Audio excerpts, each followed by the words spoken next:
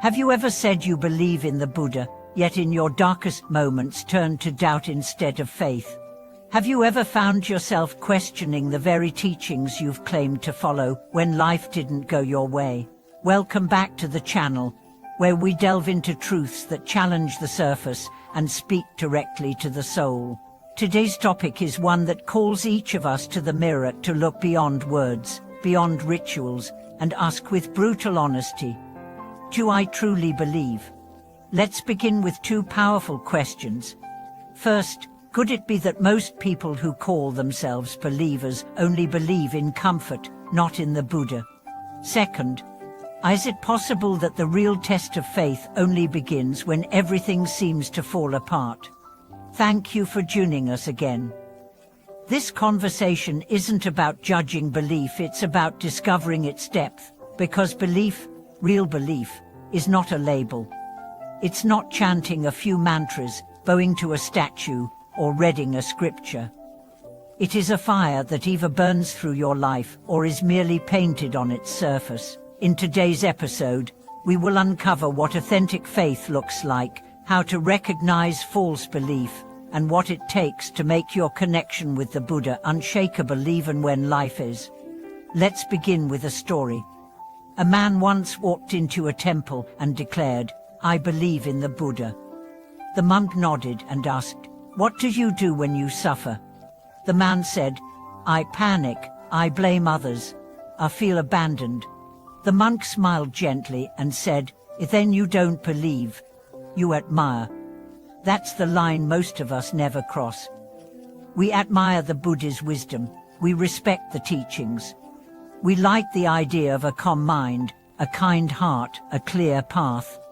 But when the storm comes, when we lose our job, when illness strikes, when someone we love betrays us, our reactions reveal the truth.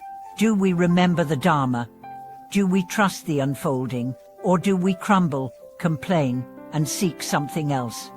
True belief is not measured in ceremony. It is measured in crisis. Let's talk about the nature of false belief. False belief is conditional. I believe as long as things go my way. I believe as long as I feel peaceful. I believe as long as my prayers are answered. But the Buddha never promised comfort. He promised awakening. And awakening requires us to confront suffering, not escape it. The Buddha didn't avoid suffering, he walked straight into it. He left his palace, witnessed aging, sickness, death, and chose the path of renunciation. If our belief in him disappears the moment we suffer, we are not following his path, we are avoiding it. So what does real belief look like? Real belief is remembering the Buddha when you feel abandoned. Real belief is reciting the name of the Buddha even when your heart is broken. Real belief is sitting in meditation with tears on your face, whispering Namo Amitufo, not because you feel good, but because you have nowhere else to turn. I once met a woman whose life was filled with tragedy. Her husband left her. Her son died in an accident. She developed cancer. And yet, every day, she would bow before the Buddha and chant. Someone asked her, "Why do you still believe?" She replied, "Because when I chant, I don't feel alone. I feel held. Not rescued but accompanied." That's belief. Not that the Buddha removes all suffering, but that he walks with you through it. Another test of true belief is in how you live when no one is watching. It's easy to display faith in front of others, attending ceremonies, reciting sutras, offering flowers. But what happens when no one sees? Do you live with integrity? Do you keep your promises? Do you control your anger? Because the Buddha sees not to judge, but to reflect. A young monk once asked his master, "How do I know if I truly believe?" The master replied, "Watch your mind when no one else is around. That is your temple. That is where the Buddha resides or does not."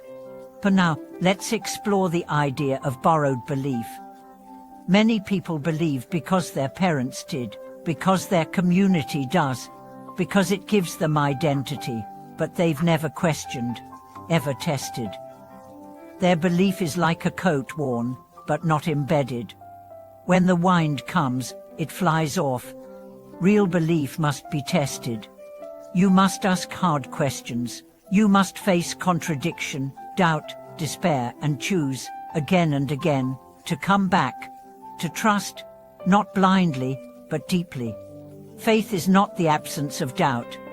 It is the choice to walk even with doubt in your pocket. It is the discipline to return, to bow, to chant, even when you feel nothing. Let me share another story. A man had a son who fell into drug addiction.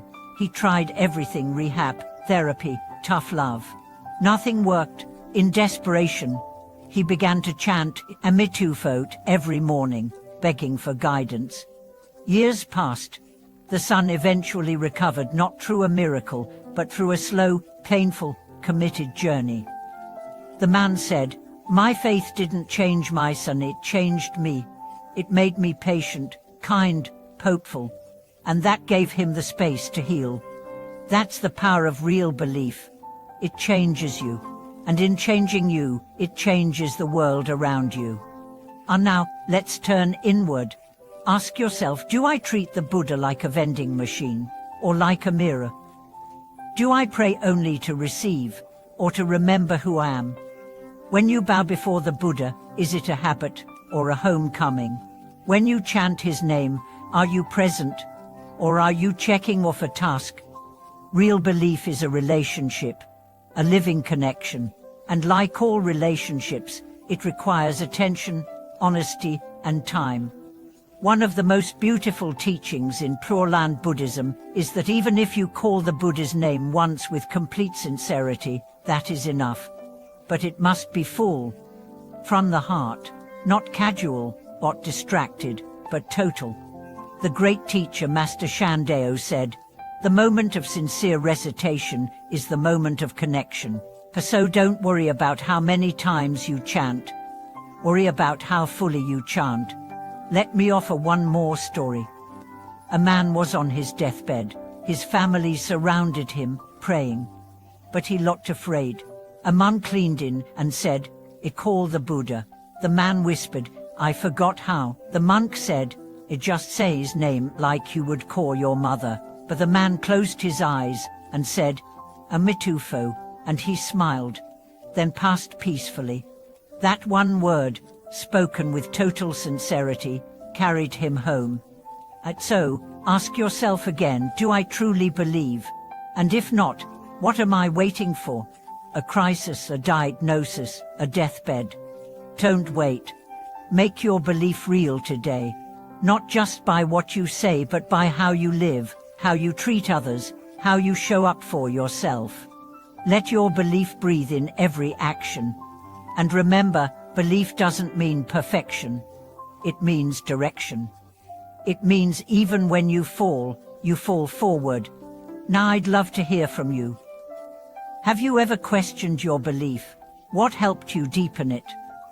Have you experienced a moment when your belief truly carried you? Please share your reflections in the comments. If this video helped awaken something within you, like it, subscribe to the channel, and share it with someone who may need to return not just to chanting, but to the heart of their faith. Thank you for watching this video.